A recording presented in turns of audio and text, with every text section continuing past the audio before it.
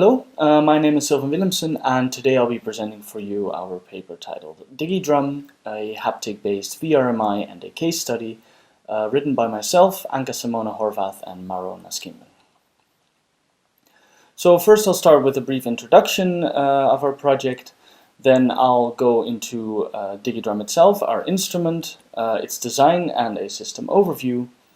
Then I'll go into a case study that we did with this instrument, where based on a research question we performed an experiment of which I will present the results and discuss these, and finally I'll end with some conclusions and insights to future work. So first of all, what is a VRMI? So this stands for a virtual reality musical instrument, which is a virtual musical instrument, or VMI, which is a software simulation of an instrument or an extension of an existing instrument, but with an added visual component, which is mostly given by virtual reality in this case. Then our instrument, DigiDrum, is a enhanced drum, or more specifically darbuka, as you can see here on the right. And I will now go more into detail how we enhanced the darbuka. So first of all, we see here a diagram of a user interacting with the drum. We have a physical drum, the darbuka, which we augmented with a haptuator or vibrotactile transducer or motor on the inside of the drum membrane, which we can then trigger with a physical model of a membrane or a simulated membrane, which I'll go into detail a bit later. Then on top of this we have a virtual drum in virtual reality, which the user sees through their head-mounted display, which in our case is an Oculus Rift. And this virtual drum is aligned with the physical drum, so the user plays both of these drums at the same time. Then for control of this virtual drum, which in turn will trigger the physical model, we use the leap motion, which we mount at the front of the head-mounted display. So it sees the hands from above, and the leap motion it contains infrared cameras that can accurately perform hand tracking. So we use this for control. So starting with the user, there are three modalities or senses that we are interested in, which are the visuals, the audio, and the haptic modalities, which we provide to the user through the head-mounted display for the visuals, soundproof headphones for the audio, and the darbuka drum for the haptics. And as mentioned before, this drum has a vibrotactile motor attached to it. Then on the other hand, we have the PC, which the user interacts with using the leap motion, where their hands are tracked by this and the leap motion sends data to the PC. Then the PC runs a Unity scene, Unity being a software with which you can make virtual reality applications. And this triggers the Unity scene to trigger the physical model, which then in turn sends the output of itself to both the haptuator and the soundproof headphones. And now you might be able to see why we use soundproof headphones. It's because when the motor starts vibrating on the membrane, this will also create sound, and we wanted these two modalities to be separately controlled. So the vibrotactile motor will only give haptics, and the headphones will only give the audio to the user. And finally, we have our Unity scene sending data, visual data, to our head-mounted display. So let's take a brief closer look at the physical model.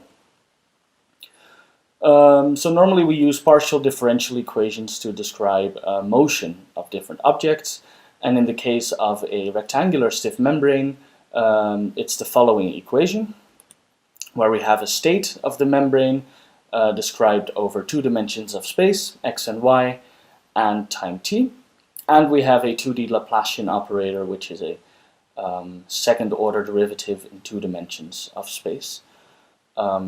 So then we have a few parameters with which we can tune this model, such as material density, thickness, tension, etc. And if we then look back at what all these terms in this equation mean, it's that the acceleration of the state of the membrane at a certain location depends on the tension, the stiffness, and over time it damps out. So there's a few damping parameters there that can tune how fast this sound dies out. So then we have this VRMI, our DigiDrum, and we thought, well, how it would be interesting to make a case study of this, where we came up with the research question: can a user's perception of material stiffness in an enhanced drum membrane, or our DigiDrum, change by using auditory and haptic cues? So by changing basically parameters in the physical model, can we induce a different perception of material stiffness while the user interacts with it? So going back to this slide, you would think that the parameter we want to change is the stiffness of the membrane, but in a membrane itself there's normally a very low stiffness. If there's a high stiffness, it would sound more like a metal plate, for example. So this parameter, so D, is very tiny in this case. So in order to change the perception of stiffness, we thought about changing other parameters, which are tension and frequency independent damping. So we can tweak these parameters to hopefully induce a different sensation of stiffness. So some audio examples of this. First of all, we have our high tension and high damping setting. Then low tension and low damping, so the other extreme.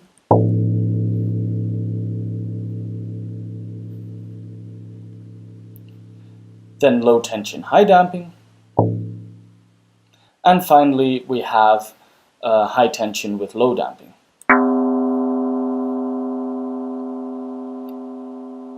We also have a medium setting for both of these parameters, tension and damping, and there are audio files available through a link in the paper, so I would like to refer you to that.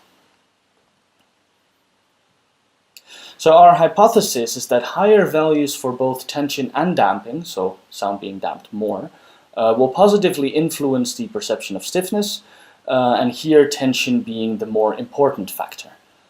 So this is what we hypothesize. So we performed an experiment with a twofold goal.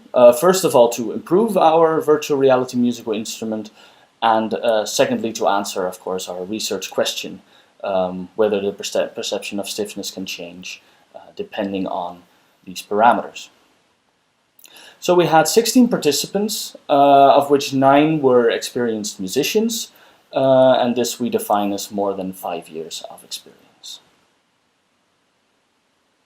So this is a picture of the setup of our experiment, where we can see a user interacting with the drum here, wearing a virtual reality headset and soundproof headphones. And the headset has the lead motion attached to the front so that it can track the user's movements. So the setup of the experiment was the following. Participants were asked to rate the stiffness of different cases on a 1 to 7 scale. And we had 9 cases, so high, low, medium tension and high, low, medium damping in all of these combinations. And of course these were randomized between participants to avoid any biases. Then we had a questionnaire that asked them about hand ownership. So how much did you feel that your hands were your own? Secondly, when answering to the stiffness questions, what did you rely on? Was that either or visuals, audio, or haptics? They could also answer more of these. And what changed between the conditions, and the same answers were available to them. It's maybe important to note that the participants did not take off their headphones and head-mounted display while while answering to the stiffness questions in between. So they would just give a rating when they are done with the case, and we would put the next case on for them without them having to take off their equipment. And finally, we have observation that we did during the experiment as a form of retrieving data.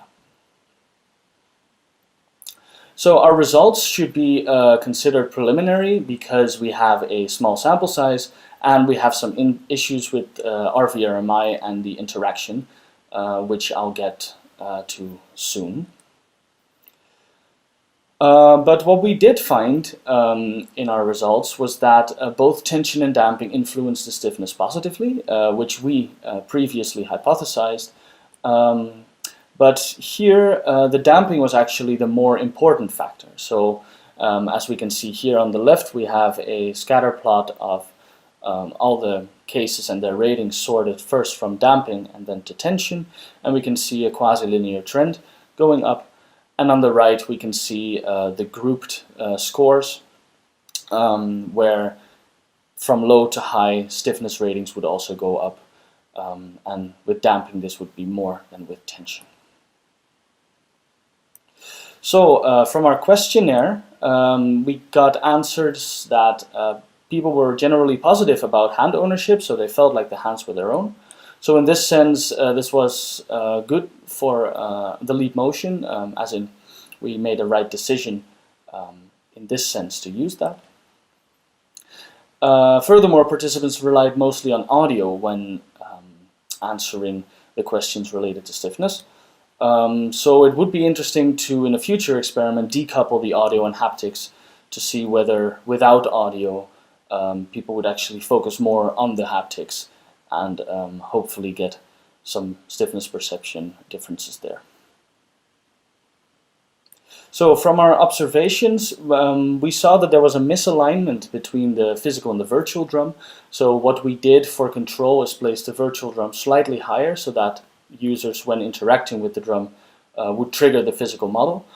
But what this meant in the eventual interaction was that users would interact with the air above it because they could already control the sound when not even touching the physical drum, which caused maybe a change in their answers for the haptics rather than the audio, or in favor of the audio rather than the haptics.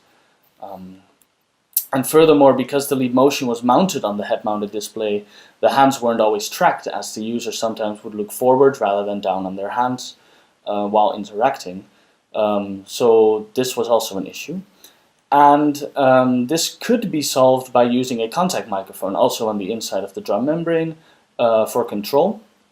So a potential problem that could arise here is that the vibrotactile motor would we would get a feedback loop where if the motor would vibrate, the contact microphone would pick it up, but there is a potential for just using the transient sound that we get from interacting with the drum as control. But this is for future investigation. So, for conclusions, preliminary results show that higher values for tension and damping increase the perception of stiffness, where damping is the more important factor. And for future work, we would like to improve the setup by adding a contact microphone, for example. First of all, for better interaction with the VRMI and to yield better results in a future experiment. And lastly, we would like to decouple the audio and haptics and see which of these modalities would be most important and whether people would actually focus more on the haptics when there wouldn't be any audio. So thank you for your attention. If you have any questions, feel free to email any of us, and I hope you have a nice virtual conference. Thanks.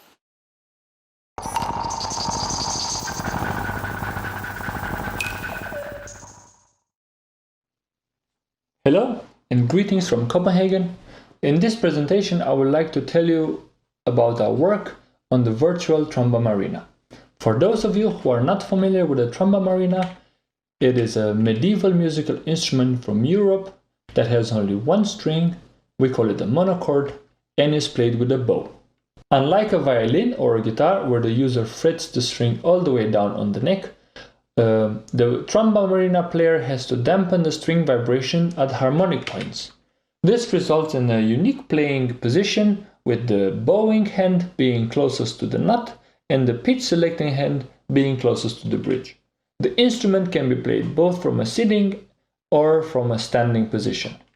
The sound producing mechanism revolves around this uniquely shaped bridge that is at rest, barely touching the body. Therefore, when the string starts vibrating, the bridge starts rattling and hitting the body, creating this trumpet-like timbre. This is where the name tromba marina comes from. Our tromba marina looks nothing like the original one because it is a multisensory VR musical instrument. And here on the right you see my colleague Silvin and the co-author playing the instrument through our prototyping phases. One of the key elements of our instrument is this sensible haptic omni device, which is a 6 degrees of freedom tracking and 3 degrees of freedom haptic device. So axis is labeled with A, produce feedback, and axis is labeled with B, only track. When it comes to the VR environment, we're using the Oculus Rift platform with the headset and its 2 controllers. The sound is produced by a physically model engine written by Silvin, and I would like you to check out his presentation in his paper that is also part of this SMC 2020, where he describes in detail how the physical modeling works. But for all general purpose, in our application, we're using 3 parameters: bow velocity, bow position, and bow pressure to control the engine. These parameters are captured with the sensible haptic omni. We're using Unity 3D as a glue to combine all these systems, where we produce visuals, we generate the audio. The physical modeling engine has been exported as a Unity native audio plugin, therefore it runs smooth. The haptics are controlled by Unity as well, and of course we're tracking everything in it. If we put those 2 instruments side by side, we see that they have some differences, of course, but some commonalities as well, like the bowing position and the playing posture.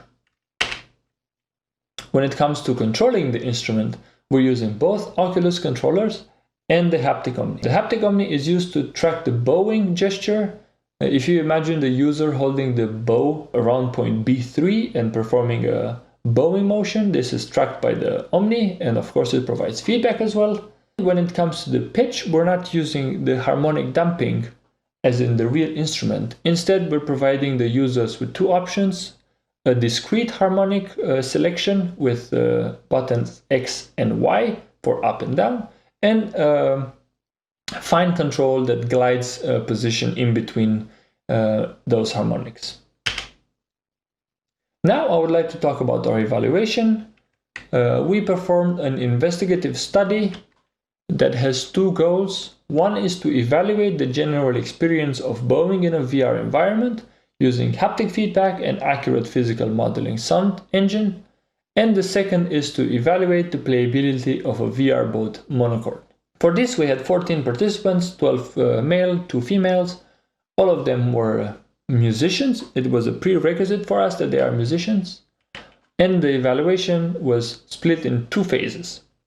Phase number 1, the participants were encouraged to experiment at their own will and tried to discover the instrument in their own tempo. When phase 1 was concluded, we played the participants a recording of us performing on the instrument.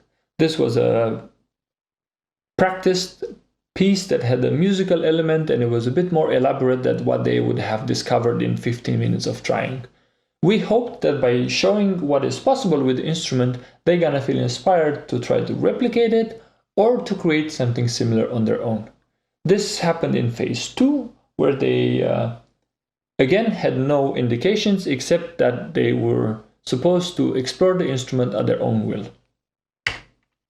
The whole evaluation took about 30 minutes per participant. We used 4 data gathering methods: the Think Aloud protocol, observations, questionnaire, which was a modified usability metric for user experience, and everything concluded with a short interview. Now I'm going to present you the results, starting with a quantitative one. On the top of the list is that the instrument was easy to understand, but is difficult to play. And this is something that satisfies us, because most instruments fall in this category, like a piano or a guitar.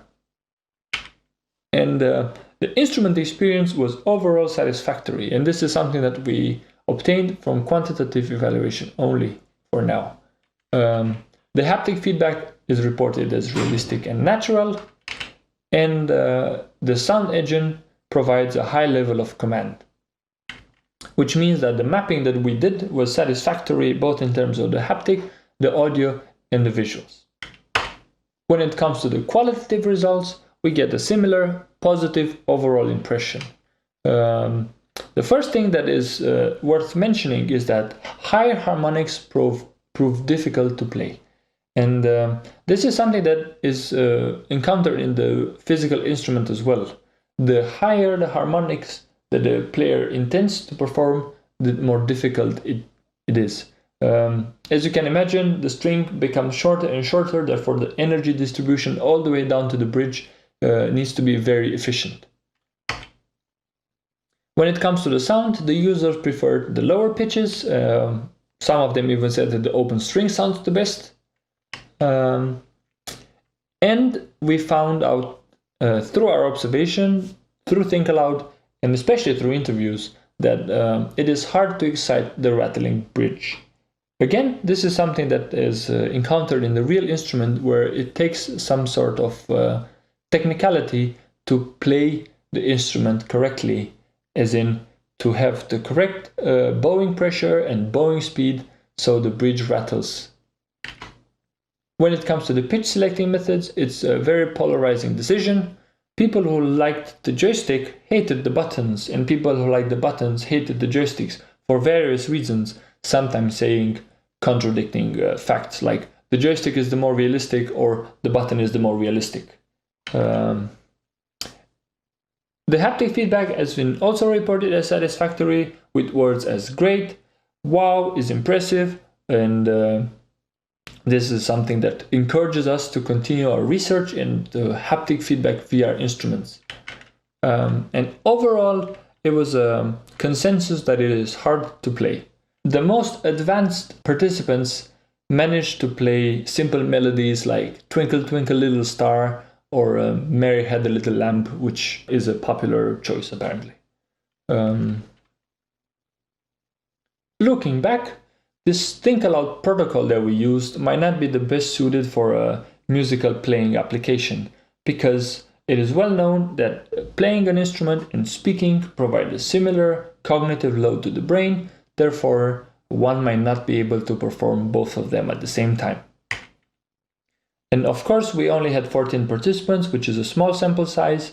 The conclusions that we got through the questionnaire cannot be generalized to the large audience, but they are only used to reinforce the findings from the qualitative evaluation. Overall, the instrument is satisfying, and it provides a satisfying experience, both to the players, but also to us in terms of achieving our goals of designing a VR bowed monochord. We conclude that this instrument is having a high virtuosity level, because in 30 minutes that participants started from discovering how to play to performing very simple melodies in a sketchy way. But we see that with a lot of practice, and it's something that they told us as well, they could become better and master it. And a very interesting thing, and something that is great for us, is that modalities reinforce each other. And people reported that it was great to be able to see and to hear, but especially to feel how the instrument behaves, and this enhances the experience. This is all from me. In the end, I will play a clip that shows how the instrument sounds like, and if you have any questions regarding this or whatever we do in the Multisensory Experience Lab, don't hesitate to contact us. Thank you.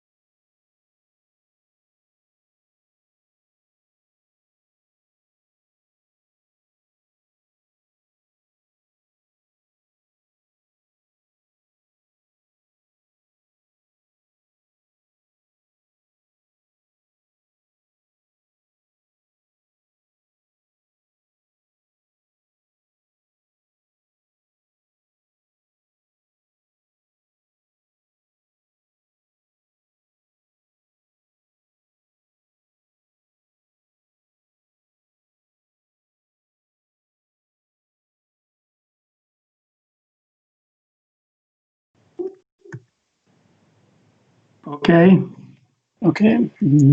Thanks everybody for attending the session on physical modeling number 2 with audio-haptic interactions. It's Federico Fontana here, University of Udine. I'm talking from a room of my home, so also children are around. So, but I cannot close the door, otherwise the Wi-Fi signal goes down. But there are several questions here, so I don't want to take too much time. And start immediately from the list, and especially concerning the first presentation, there are several questions, and I think perhaps I would start from the most important, that is probably related with the actuation, and I say audio and haptic tactile actuation, and even linking to the questions related in the thread to presentation number 2. So would you, Silvin, please elaborate a bit? You can also look at the questions on your own, and summarize and elaborate a bit on this thing that is, I think it's one core part of your system, and the pros and cons that your choice brings along. Yeah, so maybe to summarize, the way we built the setup is that we have the drum with a actuator on the inside, and then soundproof headphones to decouple the audio and the haptics as such, so that you don't hear anything from the drum membrane itself, but just from the headphones. And the sound that is sent to the headphones, or both the headphones and the actuator, is both the same physical model. So that is the way it works. So we try to decouple the sound and the haptics, and maybe, as I said, also in future work, we want to see whether this, like, if we can send different haptics than the sound, or different sound than the haptics, and see which modality contributes more to the perception of stiffness in this case. Thanks. And some questions are about the precision in relation also with the experiment. So also in my own, I feel that probably the sense of say the sense of stiffness that you were able to simulate with your tool might be biased by maybe possible delays or jitter, simply the way that the visual system acquires the gestures, and then the rest of the system renders the feedback. So what's your opinion on the possible bias of these components to the outcome of the experiment, especially in relation with the questions that have been addressed about this problem? So after performing the experiment, we figured that through the questionnaire, or through people saying their opinions about the setup, It's good to see. that the what's it called? The control was kind of off. So as I said, maybe in future work we want to include a contact microphone, for example, or maybe optical sensors. I was just reminded by Razvan that there is some state of the art on optical sensors for drumming control, and that would measure the displacement of this of the membrane for control of maybe a physical model. But yeah, like either that or a contact microphone that would notice the transients of the hit of the user, rather than from the outside in with the lead motion having some delay issues and control issues. So yeah, there's definitely some future work in control and interactivity in our instrument. Yeah. Okay, thanks. Then shortly, there's a question from Martin van Waalstein. Hi, Martin. And about the shape of the surface. So yeah, I saw that question. Yeah, so we model a rectangular membrane rather than a circular one, and the reason is that with a circular membrane modeled with finite difference schemes or finite difference time domain methods, the explicit model at least is not very well behaved. So you will need to go to more complex models in order to get that right. And also we found that the sound is fairly similar, or at least close enough to the sound of the drum membrane or any membrane for that matter. So maybe to get closer to the geometry of the membrane, we would maybe try an implicit scheme for the finite difference scheme, or maybe some other techniques, physical modeling techniques that are better for modeling circular membranes. But we didn't find the rectangularness of the membrane to be quite the issue, actually. Okay. Then from Nicolas Castagne, could you elaborate a bit on the possible computational issues coming with model? Yeah, so the model right now is only, I think, maximum 20 by 20 points. So that is very easily computable. I think in the implementation, we programmed it directly into Unity in C#. So there was no need for low-level C++ in this case. So in that sense, the model was very, very well suited for this real-time application. So we really got on interaction exactly the sound at that time rather than a delay there. So that was good. Okay. Many thanks, Silvin. Now we would move to Razvan, presentation number 2.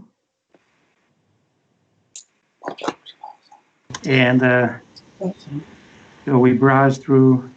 Oh, sorry, Claude. Maybe do you have a question here? Because I have to browse across the. Claude, do you have any question or no? No, it was very interesting, but okay. I have some question with the technique point. Okay. Thanks. So back to presentation number 2, and again, let me have a look. Again, Martin, Razvan, can you see his question? Was satisfactorily defined? Yeah. I think everybody can see the specific question. So the question is, how was satisfactory defined? And I mentioned our presentation that we deemed the experience satisfactory, and it's not something that we measured it in any way, but we observed.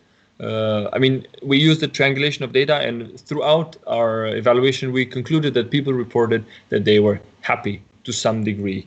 So that is something that we define as satisfactory. We have not established a satisfactory criteria list that our instrument should fulfill to become satisfactory. So maybe that's something that we can look in the future.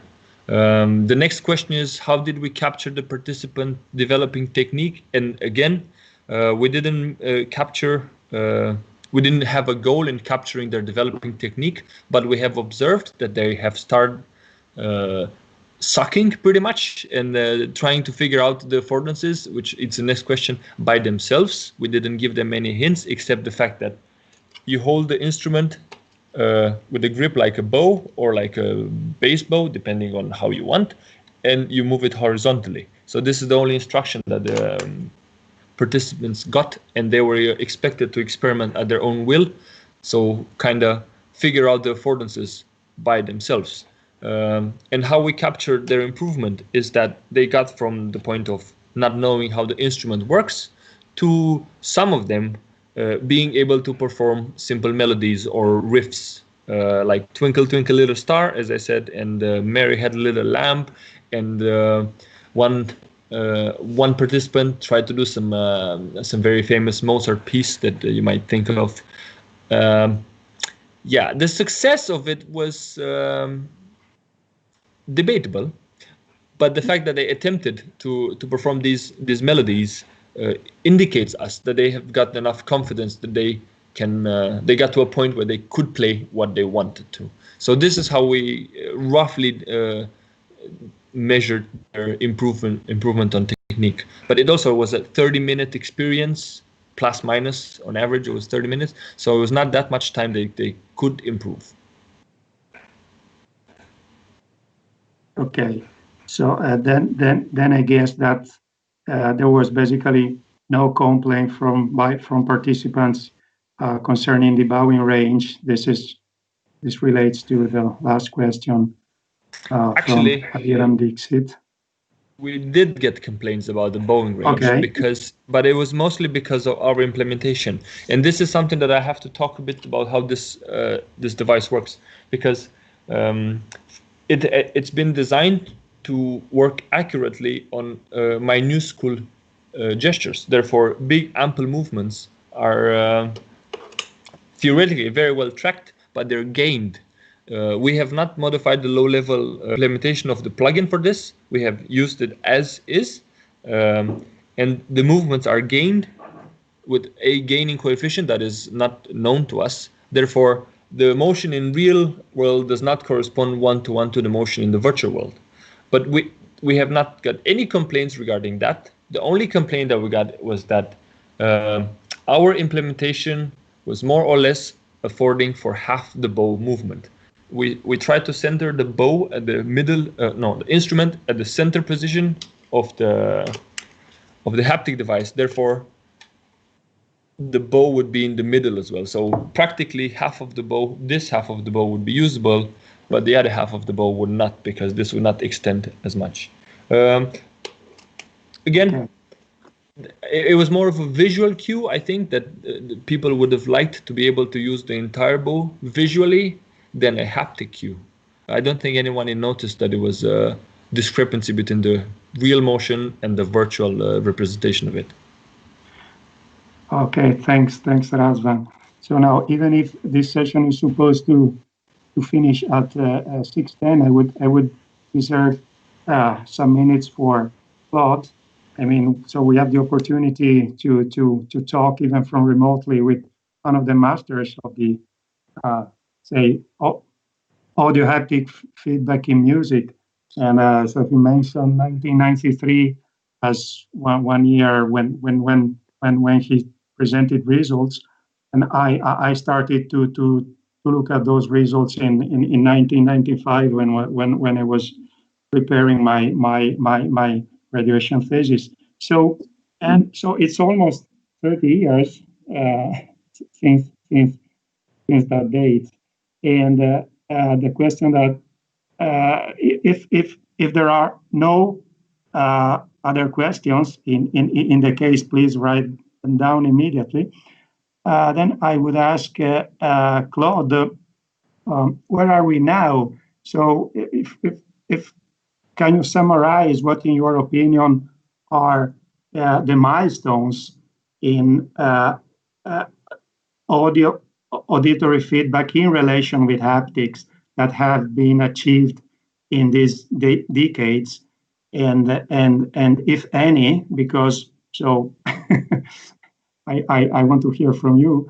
Then, what are the next milestones that we need to achieve that are yet to come?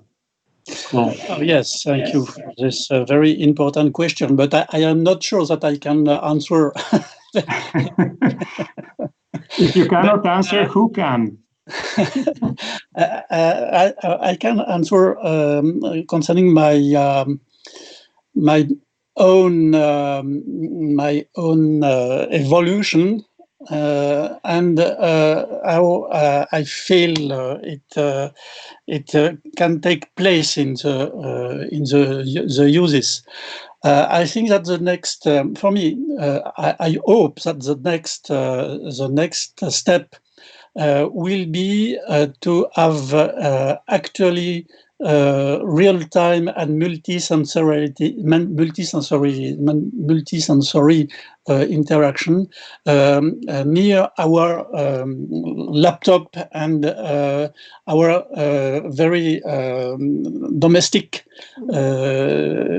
tools, and in parallel, I hope and I think that it is very possible that it will be possible to have it is what I call the nomadicity in my paper.